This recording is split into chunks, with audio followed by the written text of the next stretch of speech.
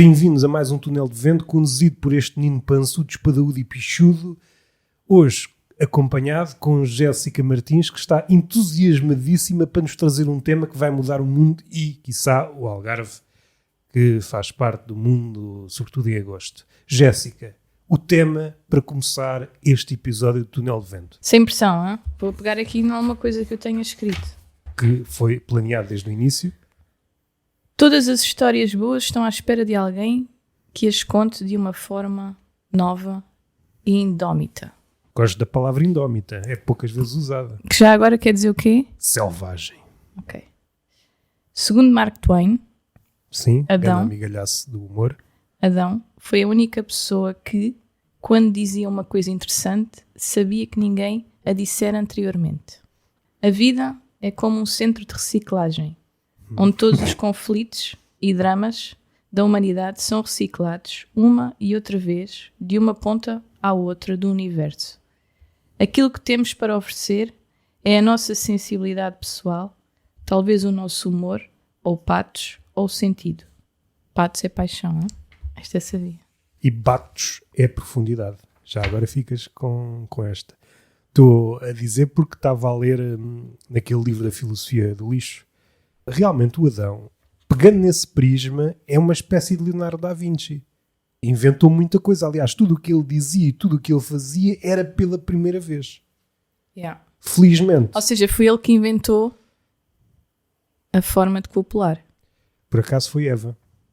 Porquê foi a Eva? Porque ela é que comeu a maçã e a partir daí começou a haver o sexo. E a morte. Não, mas ok, tudo bem. Mas não foi só a única ela a comer a maçã, ele também comeu. Comeu e pôs logo as culpas nela. E depois foi logo a mulher que apeteceu-lhe ir copular. Não sei o tempo, mas é a ligação. Provavelmente foi ele que, depois de ler a trinca, começou logo a ficar ereto e quis copular com ela. Que é o que acontece quando comemos uma Então, maçã. eu tenho razão. Foi ele que inventou a forma de copular. Que já agora é desastrosa, não é? Porque se tivesse sido realmente a Eva, não teria sido assim tão má, não é? E o que é que a Eva pensava e o que é que o homem pensava? O homem, um ser abstrato com o qual volta e meia convivemos na prática, é-nos dito que pensa durante muito tempo em sexo, não é? Há aquelas coisas, está sempre a pensar em sexo. Nem sei se isso é verdade. Mais ou menos. Acho que a maior parte das vezes está só a pensar que está com prisão de ventre. Sim, cada pessoa, mas eu acho que a partir do momento que entrou o empreendedorismo, as pessoas deixaram de pensar tanto em sexo. Estão mais a pensar no crescimento pessoal, no mindfulness, nos lucros, no... O teu trabalho pode ser sexo, então juntas as duas coisas. É? Mas será que os trabalhadores de sexo, quando estão a trabalhar, estão com a cabeça no outro lado? Possivelmente, sim. Há uma dissociação. Estão a pensar, se a minha vida tivesse dado aquela volta, hoje era contabilista. Não, eles pensam assim, deixei a roupa na máquina. E isso condulas mais rapidamente ao êxtase, ao chamado orgasmo. É indiferente. Para o homem é indiferente. O homem vai sempre, não é? Mas estamos a falar de uma trabalhadora de sexo. Sim. Para o homem é indiferente. Este tem um buraco. Ok. Então o buraco foi uma das grandes invenções. Não, já estava lá inventado. Foi Deus. Deus, a cobra, o diabo ou a inventou Lilith, o buraco. Inventou o buraco, o inventor do buraco. Recuando até Adão, essa fase pré-sexo, quando eles estavam com as pendurezas, supondo que as tinham, porque um gajo não sabe o que é que estava atrás da folha de videira, o que é que ele pensava? Porque um homem, tipicamente, diz-se, está sempre a pensar em sexo. E isso ocupa-lhe a cabeça durante muito tempo, até em escritores e outros artistas que ganham alguma tranquilidade quando atingem a andropausa. Agora, finalmente, tem tempo para pensar noutras coisas. Adão, num tempo em que os homens viviam, segundo a Bíblia, centenas e centenas de anos, também não sei quanto tempo é que ele teve nesse paraíso, no Éden. O que é que ele pensava? Não tinha preocupações de trabalho. Comer também não precisava comer muito. De sexo não pensava. O que é que ele pensava? Na morte ainda não tinha sido inventada. Possivelmente nem sequer pensava. E isso é que é o grande fator de diferenciação. De alguma forma, o pensar não é assim tão positivo. Achas que não há lado positivo nenhum no pensar? Não, há lado positivo, mas, por exemplo, preferes ter fome ou não ter fome? Estás a ver? É assim, pensar não é uma escolha. Sim, mas acontece. se calhar se eu tivesse a escolha, se calhar preferia não pensar. Mas utilizando a tua analogia, é a fome, segundo o provérbio, que aguça o apetite. Com fome as coisas sabem melhor. O mesmo é válido, segundo o meu parecer, com o pensamento. Quando o pensamento se apossa determinado tema, aquele tema, para mim, sabe melhor. Comédia em abstrato. Não se sabe nada, não tem sal. Sim, talvez. Pensar sobre comédia, se calhar em certos assuntos, podes-te...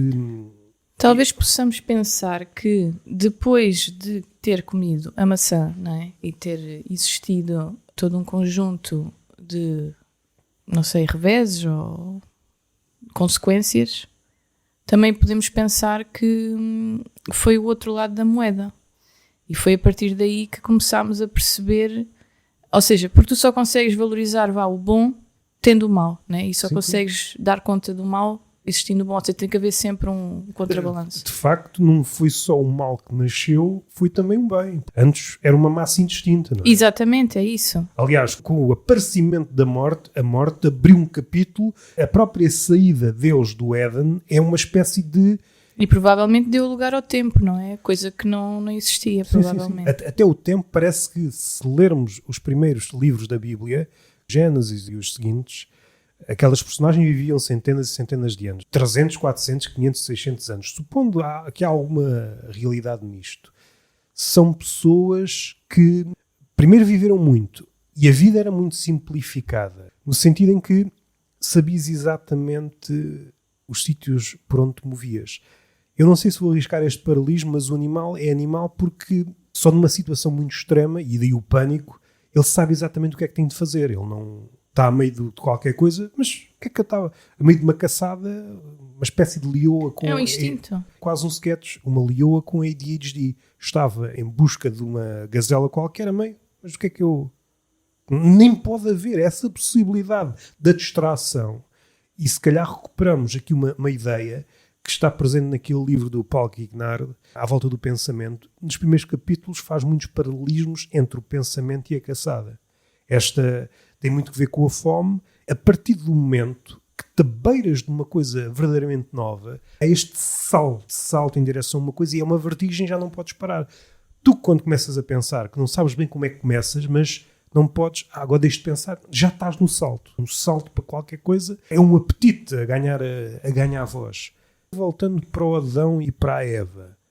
O Adão, segundo diz a Bíblia, foi o gajo que nomeou os animais. Ou seja, foi ele que batizou todas as coisas. As coisas têm o nome que têm em virtude do Adão. No entanto, as coisas que existiam na altura, porque há muitas coisas que não existiam. A não ser que ele tivesse deixado um livro. Olha, quando aparecer uma coisa, eu faço aqui o desenho. Isto vai ser um computador. Vai aparecer muito lá à frente. É deixar aqui o nome. As coisas, sobretudo os animais. Uma girafa hoje podia chamar-se sapato. Já era um sapato. A questão da mortalidade também nos dá urgência. Aquela imagem que nós vemos, seja na Bíblia, seja representações em quadros dessas cenas, são cenas sempre idílicas em que há tranquilidade. Como a morte ainda não tinha aparecido na vida dessas figuras, não há urgência para nada. Eu acho que o pensamento, de alguma forma, é das coisas mais humanas, por isso mesmo. Revela uma urgência. É a caçada, e é a fome, e é o apetite, e é o desejo. Todas estas coisas são humanas. E são humanas na medida em que a morte já entrou em qualquer sítio. Tens alguma ligação com a morte para que isto aconteça. Sem a morte nem sequer há desejo.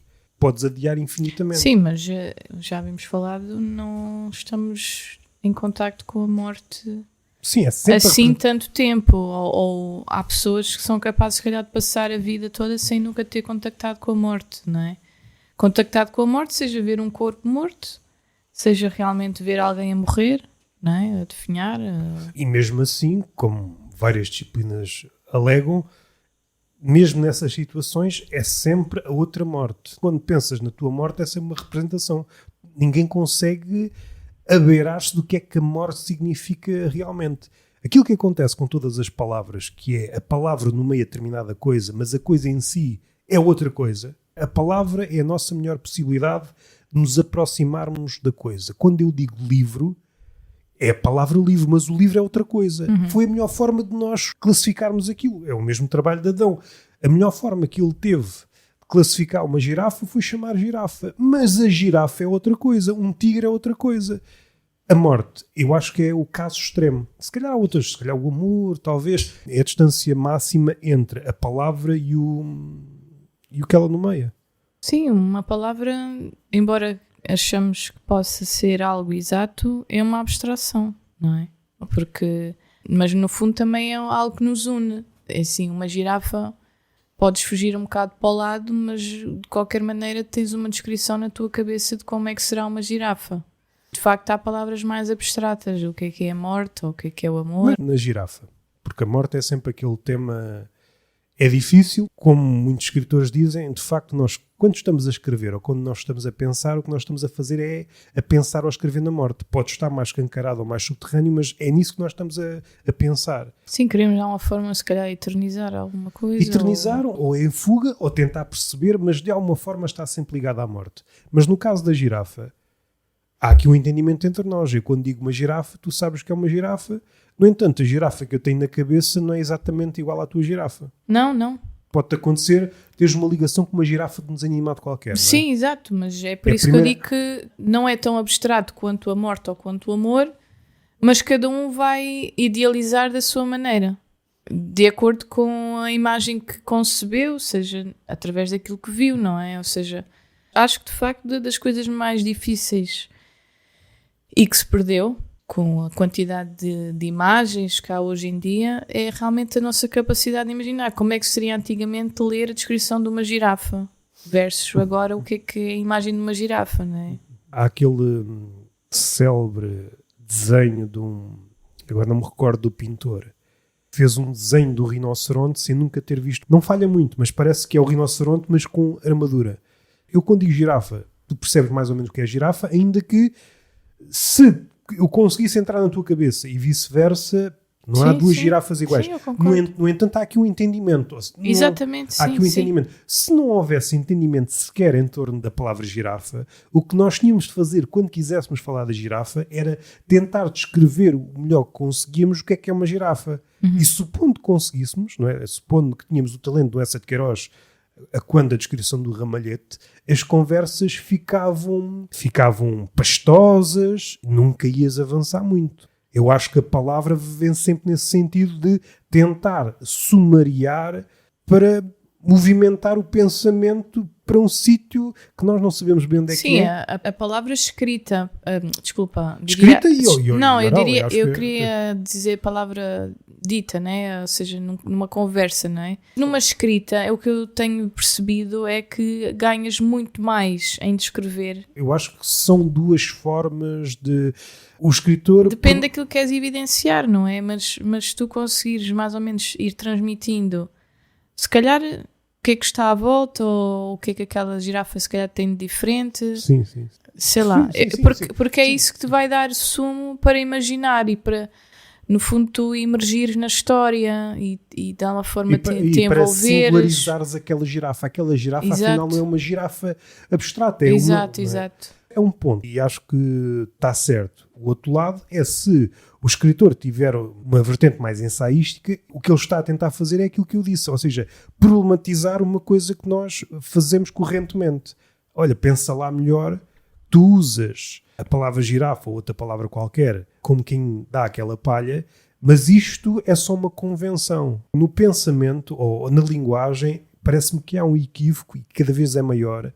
De facto, parece-me que ela surgiu para clarificar qualquer coisa, mas eu não sei se ela é capaz de fazer isso e nem sei se esse é o único motivo da sua existência. Por vezes é o contrário.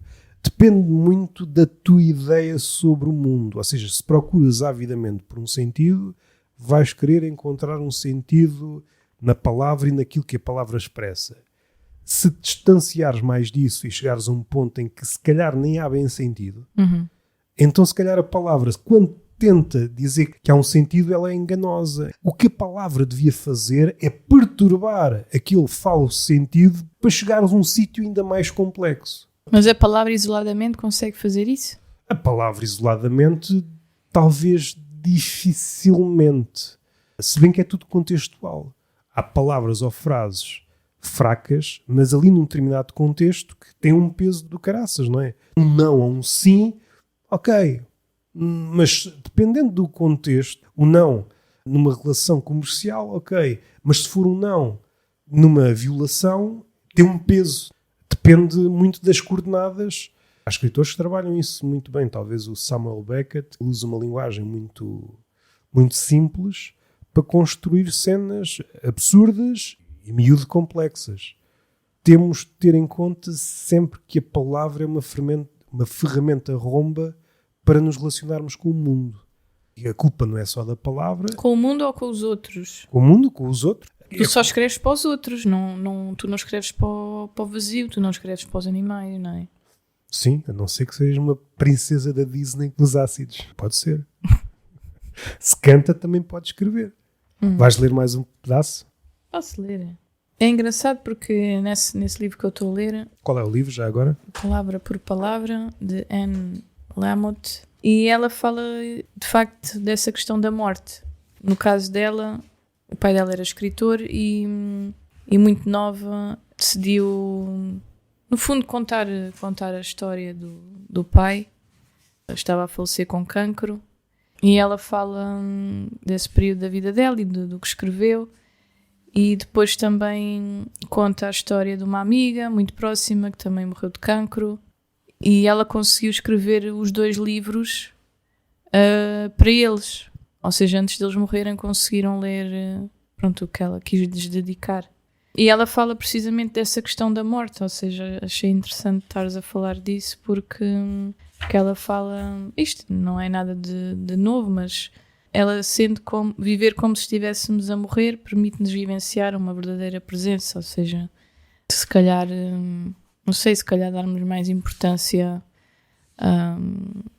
às coisas, não sei, a não estarmos tanto com a sensação de que vamos conseguir controlar ou prever ou fazer seja o que for. Nós podemos muito bem amanhã já não estarmos cá, não é? E acho que não há essa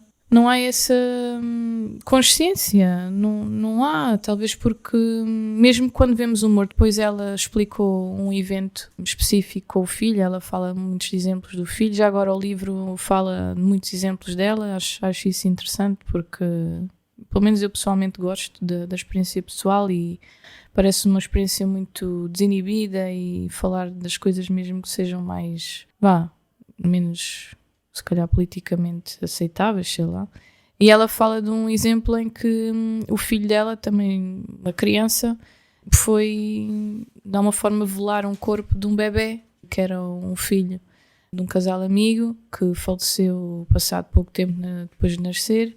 E ela mesmo diz que todas as pessoas à volta achavam que aquela experiência para a criança, para o filho, poderia ser muito perturbante, perturbadora. Perturbante.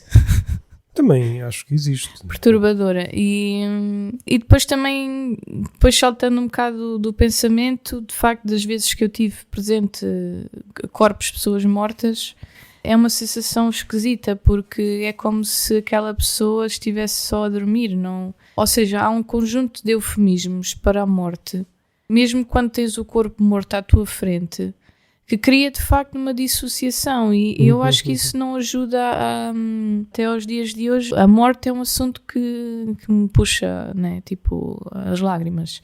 Não dá para ultrapassar, estás a ver? Tipo, a única coisa que tu consegues fazer ou que te ensinam a fazer é criar um distanciamento, tanto que é absurdo a quantidade de procedimentos que tu fazes a um corpo. Tu deixas o corpo morto deixa de ser um corpo natural. Quer dizer, tiras das entranhas, maquilhas o corpo, ajeitas tudo, ajeitas os braços, vestes o corpo, quer dizer... De facto, olhando cinicamente para esse retrato, nós trabalhamos o morto para estar à medida dos padrões dos vivos. Sim, tanto que, por exemplo, quando lembro-me de ver a minha avó, o que eu senti ela está a dormir, ou seja, e mesmo no retrato que ela especifica no bebê, parece um anjinho, parece que está a dormir, ou seja, sempre essa situação. Estava vestido com a roupa do batismo, está branquinho, está todo branquinho, está a dormir, está... Não, está morto. Ou seja, temos se calhar ser um bocado mais crus para também agitar um bocado as águas e percebermos que de facto não concordo em achar que vamos para o outro lado. Isso é tudo uma camada de eufemismo para conseguir estar com... Mas eu acho que temos de ser mais frontais, temos de ser mais realistas, não sei. Até porque encarar, na medida em que dá para encarar a morte, porque aí precisaríamos, se calhar, daquele mito de Medusa, nós nunca vamos conseguir olhar a morte nos olhos, porque se o fizéssemos íamos ficar petrificados, é sempre uma coisa de lado, um reflexo, e mesmo assim isso já nos perturba. Mas porquê? Porquê petrificados? É a mesma coisa que olhar para a vida. Nem uma coisa nem outra é possível, mas tentar encará-la mais... Mesmo a vida, até porque está relacionado com a morte, olhar de frente para a vida petrifica hoje. No caso das palavras, há tempos que estava a pensar nisso, porque tinha ouvido um podcast, e alguém tinha dito qualquer coisa, um eufemismo de morte, como é que ela disse, abandonou-nos. E depois corrigiu, não, isto é demasiado... Já estamos no eufemismo e este eufemismo já não é suficiente para diluir a morte. Teve que usar outro. Já não chega a diluirmos a morte, é na palavra morte, temos de usar um eufemismo, depois esse eufemismo continua a recordar-nos o que é a morte. Vamos chegar a um ponto em que dizemos um número ou calhas ou uma cifra qualquer, como se entrássemos numa rave e que não nos queremos referir à droga pelo nome da droga e inventamos um nome que nada tem que ver, não é? Criámos um labirinto burocrático para nos afastar. Mas isso que nos revela... Sim, isso para mim é dissociação. Sim. Mas o que é que isso revela? É o medo. O medo é sempre paralisante. O medo não tem necessariamente de ser paralisante. Pois aí é que marca a fronteira naquilo que podes fazer. Se for só paralisante, acabou e a tua relação é uma relação de vigília, é uma relação de suricata em que estás sempre à espera que te aconteça. A outra é tentar que isso se modifique para te dar urgência. Isto aconteceu a esta pessoa, a este conjunto de pessoas, em princípio vai-me acontecer a mim, o que é que eu faço com esta informação? Eu acho que isso fez-me lembrar aqui outra coisa que ela escreveu. Por acaso queria pensar sobre isso, nunca pensei muito sobre isso, que é... Espera aí. Vou ler aqui uma coisa ao Carlos, aqui da filosofia... Deixa-me só, então, depois... A grande dificuldade é a aceitação. Algo que somos ensinados a não fazer. Somos ensinados a melhorar situações incómodas, a mudar as coisas, a aliviar sentimentos desagradáveis. E eu acho que é isso. Se aceitarmos a realidade que nos coube, a de que não estamos num período criativo... Isto tem a ver mais com escrita, mas esta história aqui da aceitação, que hoje em dia é um tema, né? Ou seja, parece qualquer coisa que nós falemos faz-me sempre saltar para um pensamento de psicologia daquelas... Sim, psicologia de andar, pop, positiva. Andar na mala. Sim. Mas de qualquer forma isto faz-me pensar qual é que é a origem? Ou seja, de facto nós somos ensinados a não aceitar. O que é isto de aceitar? É a mesma coisa que sermos resignados? Porque o resignado normalmente tem uma conotação negativa, não é? Eu pelo menos sinto isto pessoalmente, que é, nós somos realmente ensinados a melhorar situações incómodas, a mudar as coisas, e quando tu não consegues mudar, entre aspas, fisicamente ou de forma palpável, passas para o pensamento, porque é o que é possível. Se tu não consegues, por exemplo, mudar a tua situação de vida, tu vais, se calhar, arranjar escapes imaginários para fugir disso, ou para projetar uma fuga, ou projetar uma forma diferente. Mas parece que estamos sempre à procura disso e se calhar não aceitamos que é aquilo durante o tempo que for, é o tempo necessário. De certeza que te vai trazer aprendizagens, de certeza que no fundo vai trazer a experiência que tu vais ter que atravessar. Esse é um ensinamento que pode derivar de... Também já foi estragado, tudo já foi estragado pelo empreendedorismo e essa malta. Deriva muito daquela escola estoica, envereda por aquilo que está no teu domínio e não te importes com aquilo que está fora do teu alcance. E parece-me que houve este curto-circuito. A maioria de nós está a gastar energia com aquilo que está fora do nosso alcance, e aquilo que estava ao nosso alcance para mudar, nós, para já, ou desconhecemos ou chegamos a isso já sem energia. E isto é válido para o indivíduo, para o grupo de indivíduos e até para a sociedade. Nós, muitas vezes, pensando na sociedade, estamos a tentar mudar coisas que se calhar não dá para fazer, nada ou pouco, e aquilo que podíamos fazer mais localmente... Sim, isso por acaso é uma grande verdade, mas talvez tenha a ver com... Nós desvinculámos-nos também dessa situação mais local, talvez provocado pela internet, pela globalização, e parece que vivemos o que está além da mesma forma intensa. E também tem que ver com... Recuando para os tempos de Adão, ele tocava numa coisa e aquela coisa era tocada. Ou seja, Não havia intermediários. Ele foi o único que viveu num tempo sem intermediários. Ele queria a coisa, era ele que fazia a coisa. Não havia, apetece-me um fruto, vai apanhá-lo. Apetece-me, vai fazer. Não me apetece, então não faças. Nós, entre o desejo, que é um desejo sempre de pendor consumista, e a coisa regressar a nós, há um conjunto de estabelecimentos, de pessoas, procedimentos que a maioria deles desconhecemos. Distanciámo-nos. Sim, distanciámo-nos de praticamente tudo, não é? E, aliás, nós, quando queremos uma coisa, ou achamos que queremos, vemos a representação dessa coisa, e quando chega a nós, primeiro, já passou muito tempo, ou mesmo que passe pouco tempo, aquilo que vimos não coincide com o nosso desejo. Até porque não era bem um desejo, porque a seguir queremos logo outra coisa, não é? Sim, porque é criada uma expectativa em relação a isso e... Se imaginares isso, seja no tempo de Adão, ou mesmo no animal, sei lá, um macaco qualquer que está a olhar para uma fruta, eu vou comer aquela fruta, saltando de árvore em árvore até aqui, afinal não quero. Isto nunca deve ter acontecido. Sim, mas isso também pode estar muito associado com o esforço que tu exerces para... Mas até aí o homem deixa-se enganar. Ele de facto não está a caminhar em direção a esse fruto. Cada vez mais trabalhar, ou seja, o esforço tornou-se um labirinto, não é? Ele está a trabalhar de facto para colher aquele fruto. Mas não é quem vai colher. O fruto do trabalho de ele estar a fazer coisas que muitas vezes conhece é que vai fazer com que aquele fruto chegue a ele. Só que ele não é uma ligação direta. Só que ele já não tem o prazer, ou o esforço de sacar o fruto da árvore, porque ele já nem sabe o que é que é uma árvore. Eu acho que isso é muito o que diz o Marx. Em parte, e também ali na Simone Weil, ela também fala muito disso.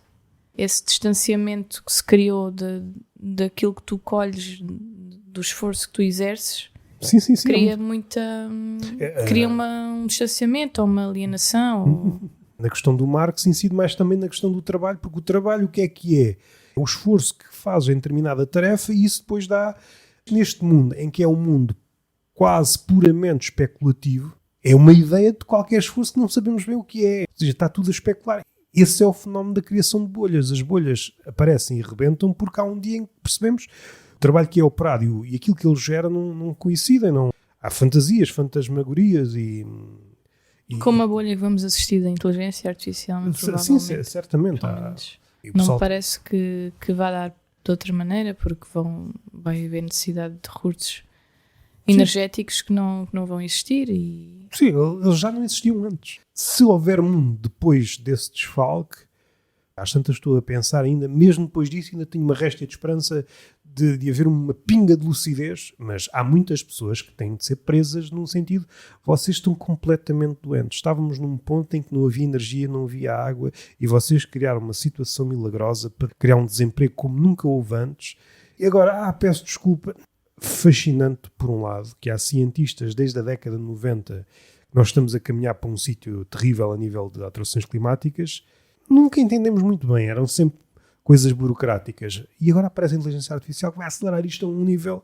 Não serviu de nada, não é? Não serviu de pessoas mais esclarecidas. Podemos tentar ver o lado mais ou menos positivo, que é, se realmente acelerar muito, pode ser que parem antes dos recursos todos se esgotarem.